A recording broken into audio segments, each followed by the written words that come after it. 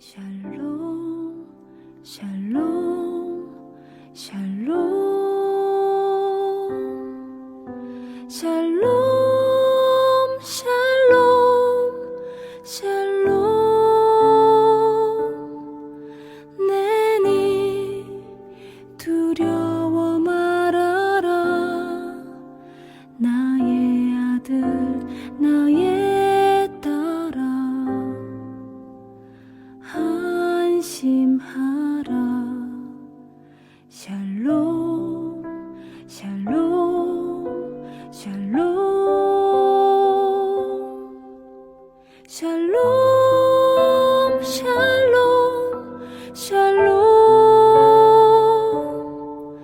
나의 평안을 주노라 세상과는 다른 평안 두려워 마라 샬롬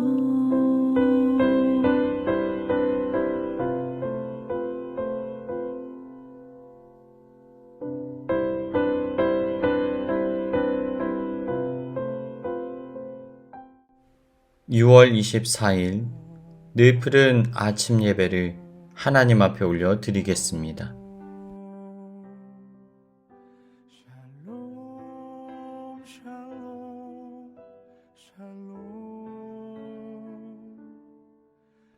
오늘 본문은 고린도후서 1장과 2장의 말씀입니다.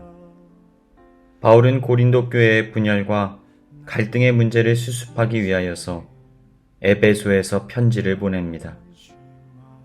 이것이 바로 고린도전서입니다. 그런데 이 권면의 편지에도 불구하고 교회의 사정이 더욱 좋지 않아졌다라는 이야기를 전해 듣게 됩니다. 교회의 문제가 더욱더 악화되었던 것입니다. 바울은 3차 전도 여행의 일정을 중단하고 급하게 고린도 교회를 방문하게 되었습니다. 짧은 방문이었기에 그리고 갑작스러운 방문이었기에 바울은 오랜 기간은 머물지 못합니다. 그래서 교회 내부의 모든 문제를 다 수습하지 못하고 다시 에베소로 귀환하게 되었습니다. 그리고 그곳에서 못다한 이야기들을 편지를 써서 보냅니다. 또 한 번 사랑과 권면이 담긴 눈물의 편지를 그들 가운데 보냈던 것입니다. 그런데 오늘날 이 편지는 우리에게 전달되어지지는 않습니다. 이후에 얼마의 시간이 흐른 뒤에 바울은 디도를 통하여 고린도 교회의 소식을 듣게 되었습니다.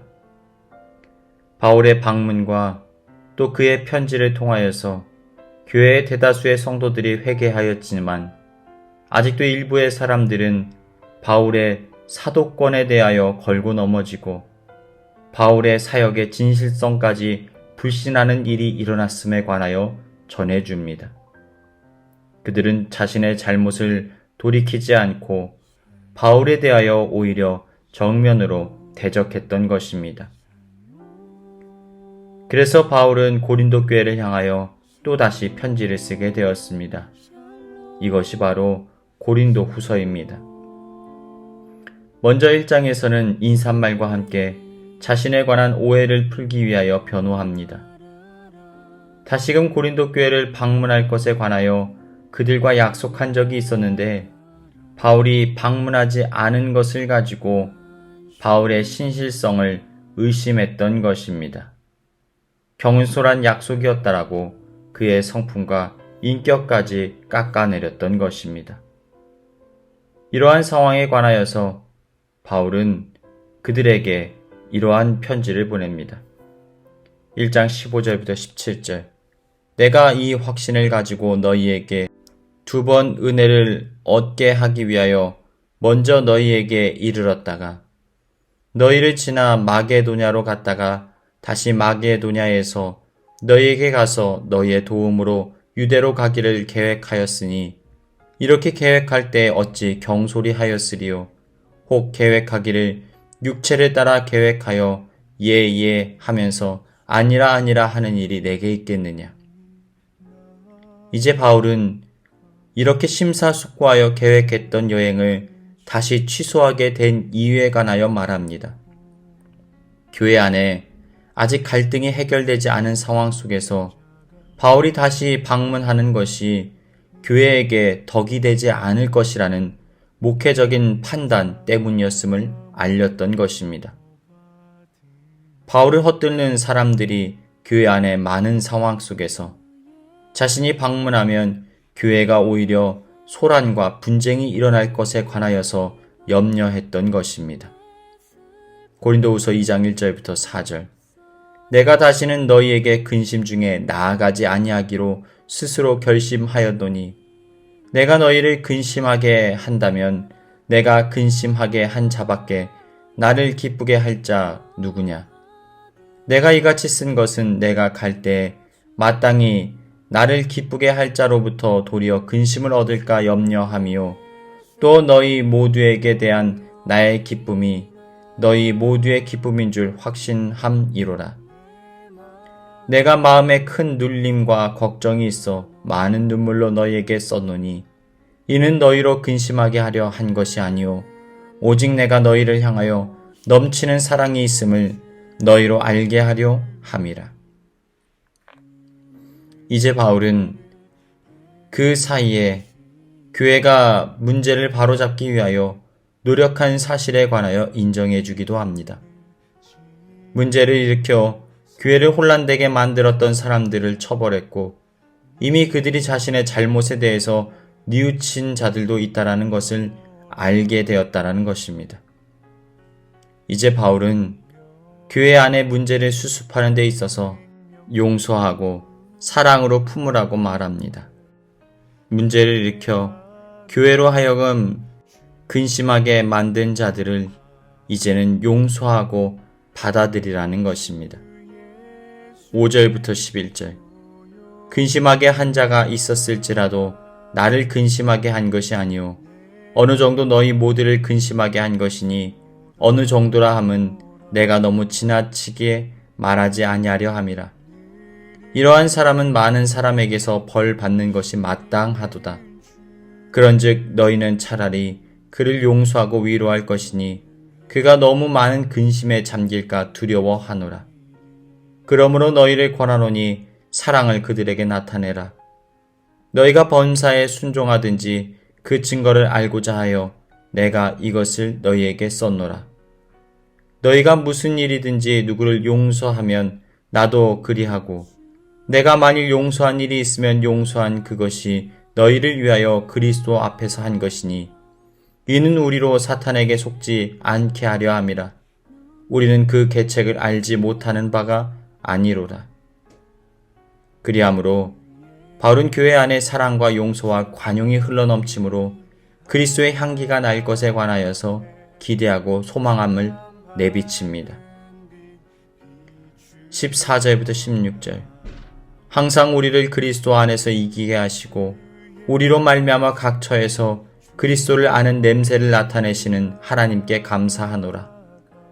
우리는 구원받는 자들에게나 망하는 자들에게나 하나님 앞에서 그리스도의 향기니 이 사람에게는 사망으로부터 사망에 이르는 냄새요 저 사람에게는 생명으로부터 생명에 이르는 냄새라.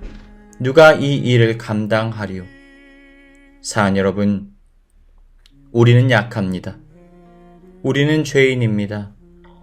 초대교회조차도 문제 앞에서 혼란과 분열에 휩싸였는데 우리에게는 이러한 문제가 없을 수가 있겠습니까?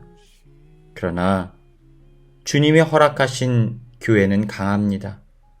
주님이 우리의 주인 되시고 우리를 친히 돌보시기 때문입니다.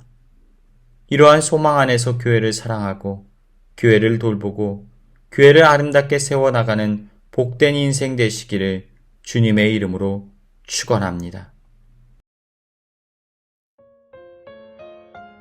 이 시간 교회에 주신 공동의 기도 제목을 가지고 다 같이 기도하시겠습니다. 첫 번째로 해답을 찾을 수 없는 낙심의 문제 속에서도 전능하신 하나님을 바라보게 하시고 주님을 통하여 하나님의 은혜가 우리의 삶에 흘러넘치게 하여 주옵소서. 소경과 같이 감겨져 있는 영적인 눈이 열려 마지막 시대를 분별하게 하여 주옵소서. 질병으로 고통당하는 지체들 가운데 주님의 위로와 치료의 역사가 임하게 하여 주옵소서. 전쟁으로 고통당하는 우크라이나 가운데 주님의 위로와 평화가 임하게 하여 주옵소서. 다 같이 기도하시겠습니다. 주 예수의 은혜를 입어 내 슬픔이 없어지리. 내 이웃을 늘 사랑하여 너 받은 것 거저주라. 주 예수께 조용히 나가 내 마음을 쏟아놓으라. 늘은 미리 보시는 주님, 그 은혜를 베푸시리. 주 예수를 친구로 삼아 늘 내 옆에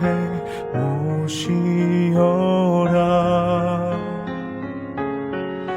그 영원한 생명샘 물에 내 마른 목 죽이어라. 주 예수께 조용히 나가 내 마음